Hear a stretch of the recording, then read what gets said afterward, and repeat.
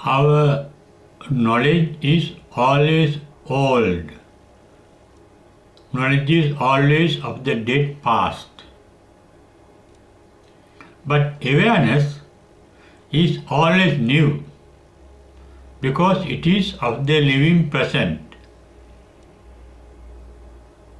Our sense organs can be aware of their respective sense objects.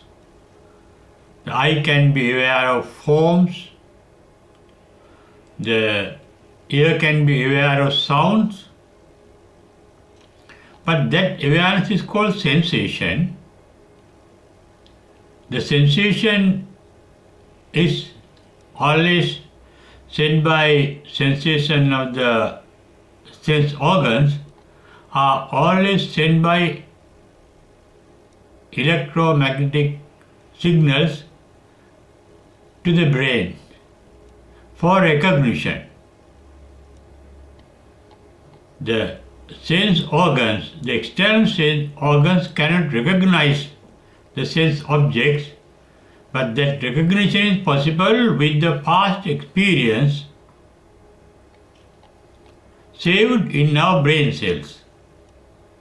When the signal of some sensation is sent by electrically to the brain recognizes the sense objects.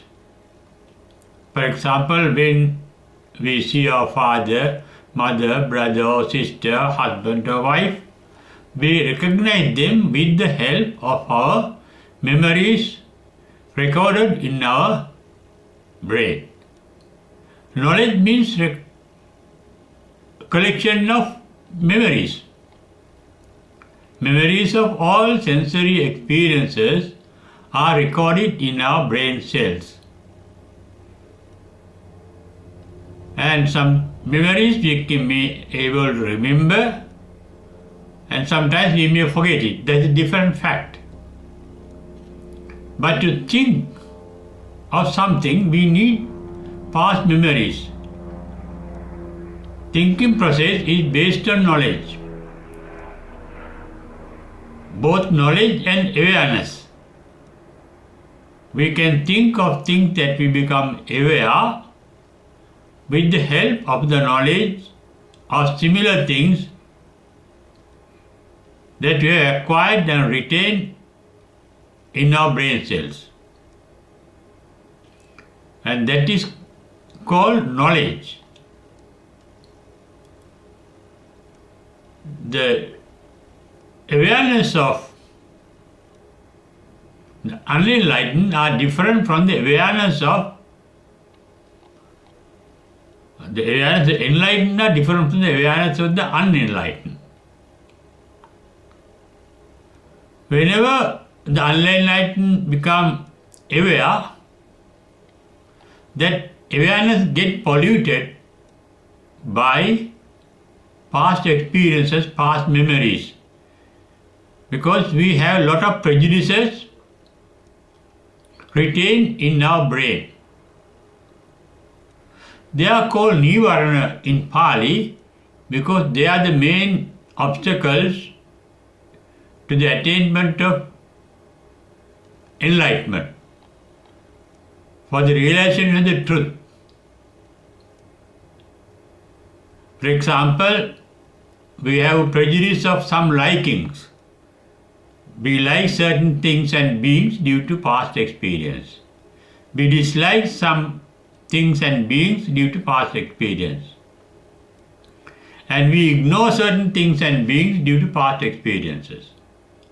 They are our prejudices. In fact, all our knowledge is prejudice, because we either like, dislike or ignore what we become aware of. And even our awareness, unenlightened awareness, is imperfect, is faulty. We can be aware of only what the sense organs inform us. They are the doors of information into our mind. We don't see the reality outside us, but only what is reported by our sense organs. And those sense organs are comparatively very weak. Our eyes are incapable of seeing everything in this world. In fact, we cannot see our own body. What is inside our body, we cannot see. Even what is outside our body, we can see perfectly. For example, our body is made of atoms. We cannot see atoms. Scientists have found out 99.9% of the atom, more than 99.9% of the atom is empty. But we don't see that emptiness because our eyes are incapable of seeing even atoms, and how can they see subatomic particles and the emptiness between subatomic particles in the atom.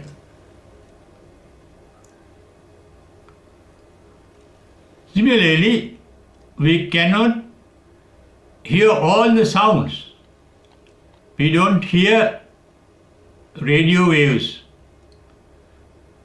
TV waves, mobile waves. Those sounds are in the air, but we don't hear them because our ear is incapable of hearing them. That shows the capacity for sensation in every sense organs is limited, and therefore our knowledge is always limited. In fact, about something what we know is very insignificant. What we don't know about something is much more than what we know. We don't see the reality of the world. We don't see the reality of our own mind. The Buddhist path is for the realization of the world within, not the world outside, because we know only the world inside us. That is why it is said in the Rohitassa Sutta, our entire world is within our physical body. Vyamatta kalebere panyapemi lokancha. It means we know only the information supplied by the sensory organs in our brain, in our body. And as I mentioned earlier, their sensitive capacity is very much limited, and whatever the information they supply is limited. And with the limited knowledge, we become aware of things and get prejudiced by what we become aware of. We see the beauty, but we don't see the inner aspect of the particular beauty. However beautiful a person or thing is, that cannot last long. They are always active, impermanent, dynamic.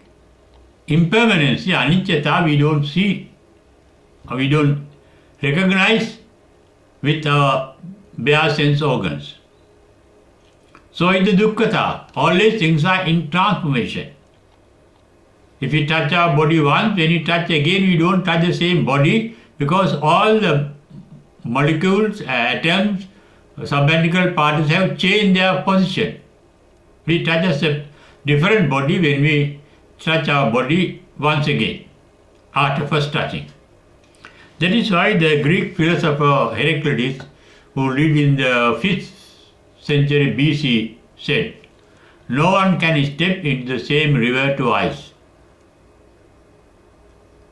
That also shows that we are incapable of knowing the reality of anything because everything is instantly changing. When you see it and when you become aware of it, within that we see and become aware, within that short time it gets changed. However, Sensation is always new, awareness is always new, and the knowledge is always old. Knowledge means memories retained from the past experiences. They are old and they are prejudiced. They are prejudiced because the knowledge is incomplete. We don't have perfect knowledge. That is the state of a mind of an unenlightened one. But the enlightened one can see things without being prejudiced by the knowledge, without being prejudiced by the past. When we think, the knowledge comes in from the past and project it into the future, because we think of anything with some kind of motive, with some kind of intention. We are always seeking pleasure. Pleasure for our sense organs. Therefore, we are always in the search of pleasure in the future also. And if we see something pleasant, pleasurable at the present moment, we want it to continue in the future.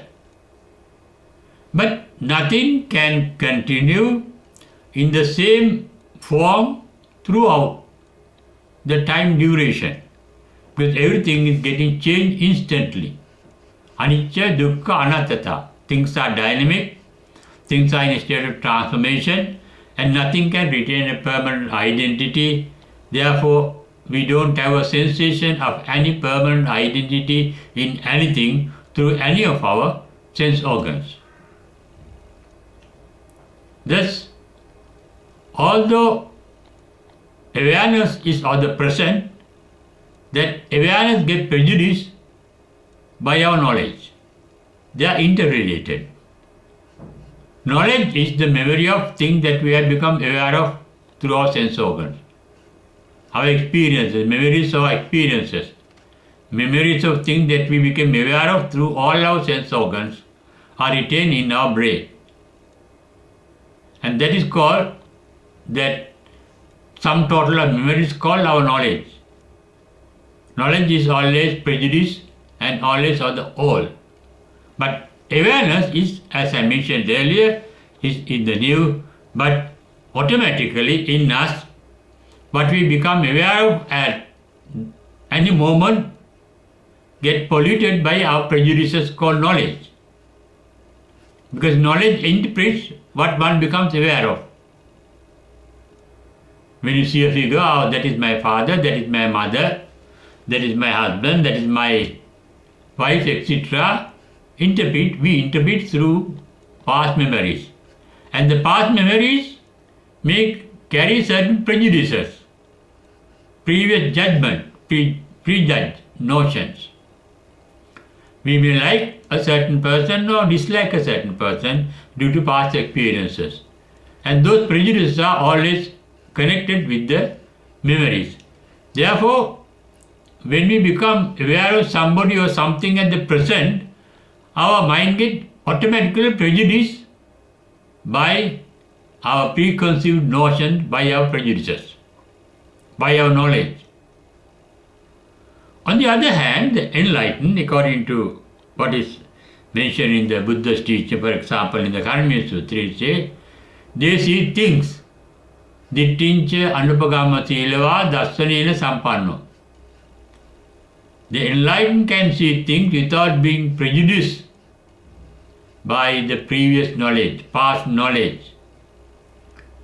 It is said in a different way called, they have the yatha bhuta jnana darsana. The enlightened can see things as they are, but we cannot. Because whenever we become aware of something, it becomes prejudiced by our memories. In Buddhist meditation, one is training to be aware of things without being prejudiced. Prejudice means without liking or disliking. When we become aware of something, we become pleased and we may like it. And our liking is depend on our previous experiences. So is our disliking. Likes and dislikes are based on our previous experiences. And liking and disliking is always thus based on prejudices retained in our brain through past experiences saved in our brain cells. We may ignore something. We become indifferent to something. That also may be due to the past experiences that we ignore or become indifferent to things. We are not interested because we don't have any past experience to be interested in something. Thus, we are prejudiced in our awareness, but the enlightened are not prejudiced by past knowledge or past experience or their retained preconceived notions. That is why they are said, Yata Bhuta Jnana Dassana. They can take things as they are. That is possible because they don't have a self-center. All our prejudices are based on our notion of a self. I like this, I dislike this, I am not interested in this, and so on. They are always based on the concept of I. But the enlightened, they don't have a concept of self, the concept of I, that vanishes at the first step towards nirvana. That step is called stream winning stage. In Pali it is called the stage called Sotapanna. Stream, Sota means stream. Panna means but we have entered the stream. You can enter the stream ending in nirvana by getting rid of your concept called self, I myself. Then things happen naturally. All the 6 sense organs act naturally. They don't do anything according to the command of a self, with the idea of a self. That is why it is said in the Ratana Sutra, Chachabi Thanani Ababbo Katum. German 6. Thana means place. Ababbo Katum means incapable of doing. To do something without sense organs, there must be doer, called the self. I am doing it, I am seeing, I am hearing, I am smelling, I am tasting, I am touching, I am thinking. There is no I, but only pure awareness. This state of enlightenment happens, according to Buddha's teaching, at the 4th trance, that is called Chaturtha Dhyana. At that stage, the basic quality is Upekka Sati Parisuddhi. Sati also means awareness. But this is pure awareness. Sati Parisuddhi means pure awareness. It is different from our awareness. Whenever we become aware, automatically our past experiences come in and produce our mind, either to like it or dislike it. Not only past experiences, but our desires retained in our mind. They are called Nivarna. Kamachanda Nivarna. We have a tendency to like certain things due to past experience. Vyapada Nivarna, we have a tendency to dislike certain things due to past experience. Tinamidda Nivarna, we have tendency to be not interested in certain things because we have no interest in certain things and we ignore them. They ultimately lead to our attachment, resentment and ignorance, these tendencies. But the enlightened mind is free from attachment, resentment and ignorance.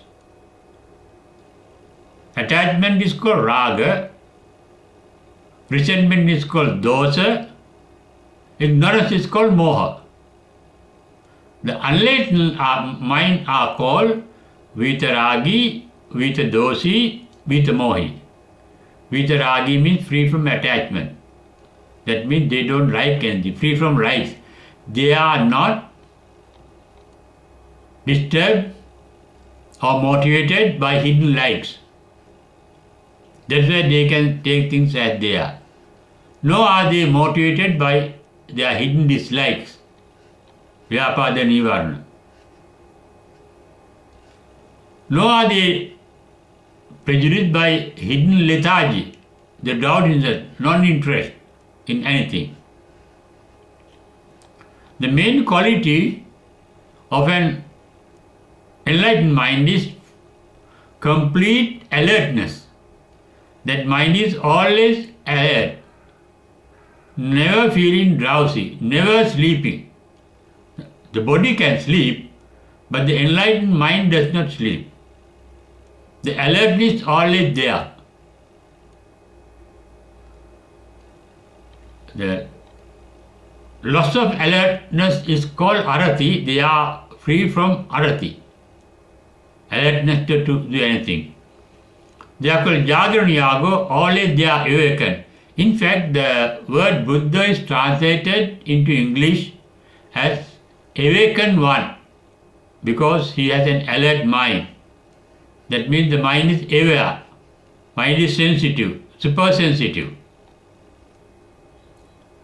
But unprejudiced sensitivity, sati parisuddhi. In the fourth chance, upekka sati parisuddhi. Upekka not in conflict with what he becomes aware of. We become conflict by getting attached or by resenting or by ignoring. No such conflict. They can take things as they are, yatha bhuta jnana dasana. They can see things as they are and accept things as they are without increasing or reducing their state of blissful mind. That is called yatha labha santutti. They can take things as they are. That is why Buddha said in the Alagadduppam Sutra, after his enlightenment, people praise him a lot. But he is not over-delighted by such praises. Anando nahoti, avanando nahoti are the words of the Buddha used in that discourse. No, he is in conflict with anything unpleasant. People may blame him, but his mind is not depressed by that. Enlightened mind is free from both happiness and miserableness. It is neither happy nor miserable. Happiness means the opposite of unhappiness. If we become happy at one moment, you can't retain that happiness. It is a mental state. It has to change. It has to vanish.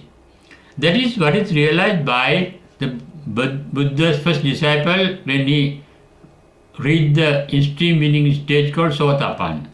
Yam kincha samudaya dhammam sabbandhan nirodhammanti. Dhamma means the mental phenomena, whatever the mental phenomena, really mental images. All our experiences are mental images. And all mental images called thoughts, they appear to disappear. Our ideas are mental images. Our thoughts are mental images. Our feelings are mental images. How pleasant it is, how unpleasant, how horrible it is, they are feelings. They are mental images in certain form.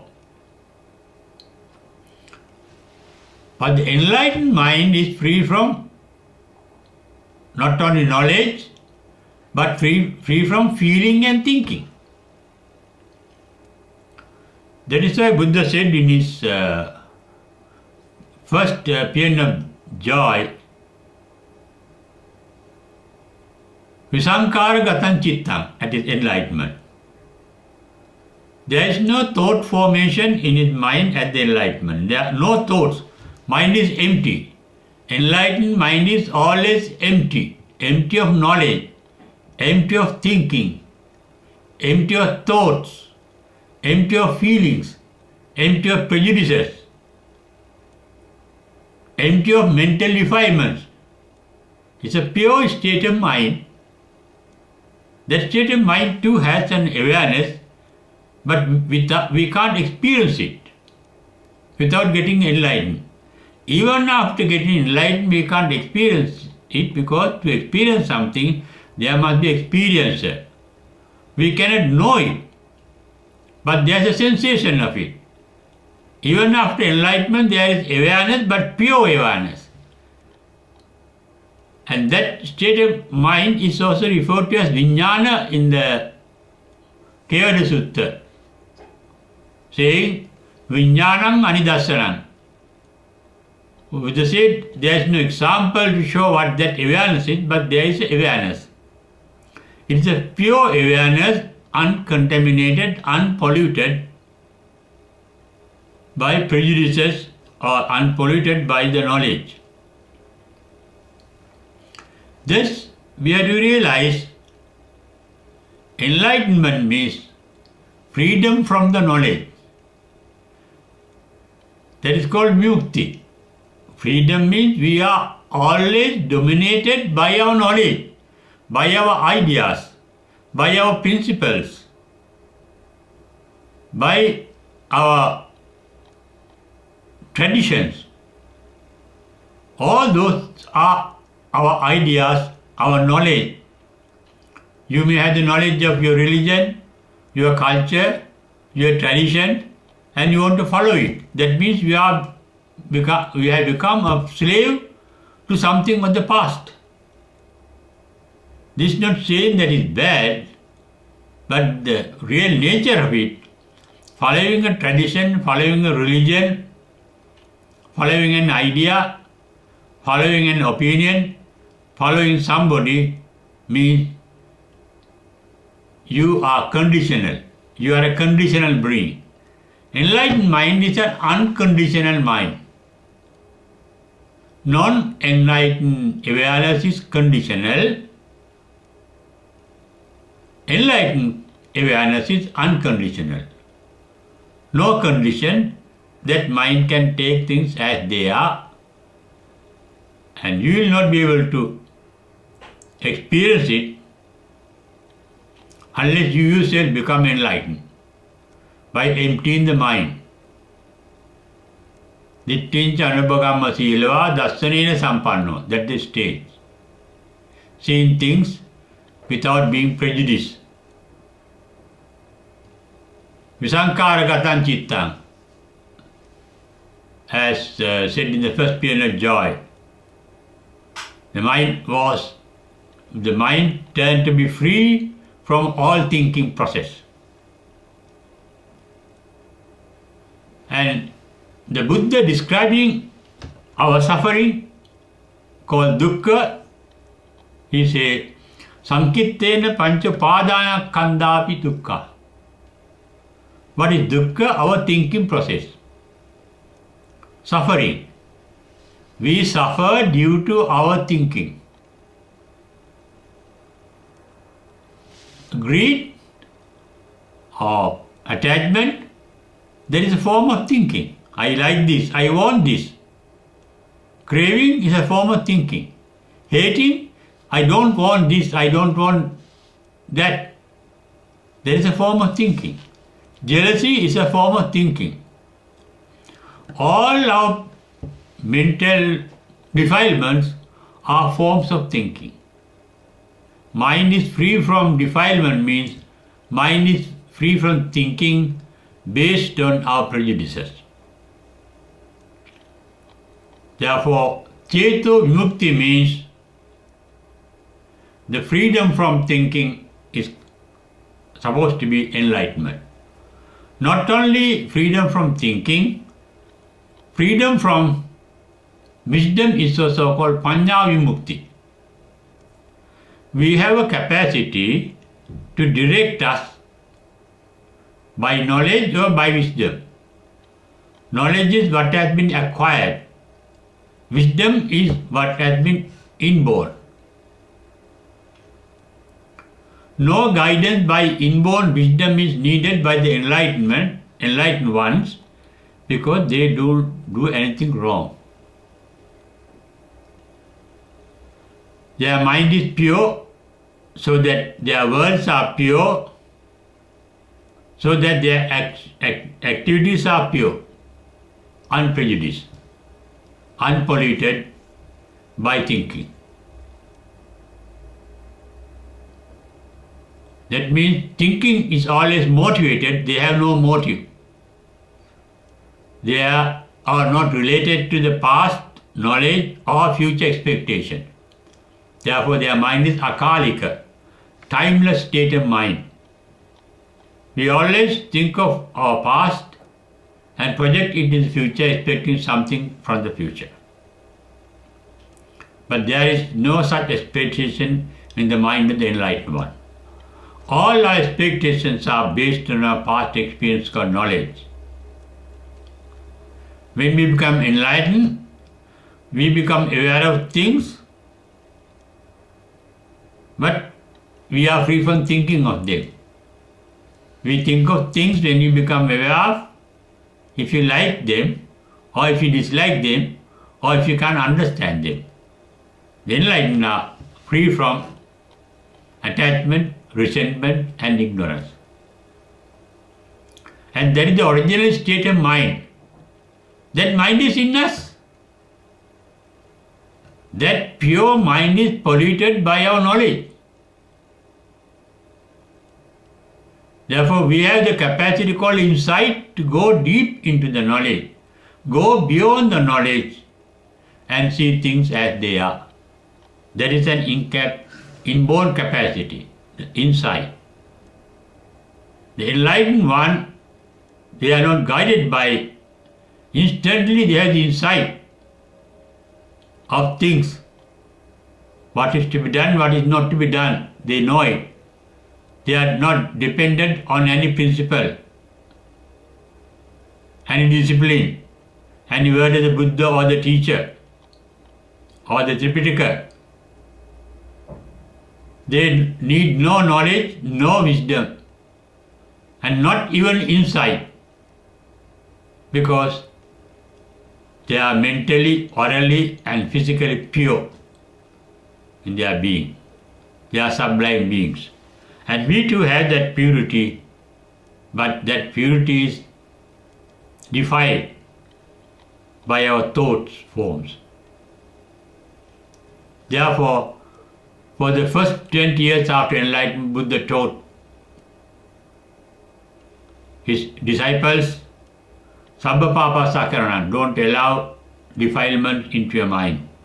Kusalasya Upasampada, make that mind a wholesome mind, free from defilement.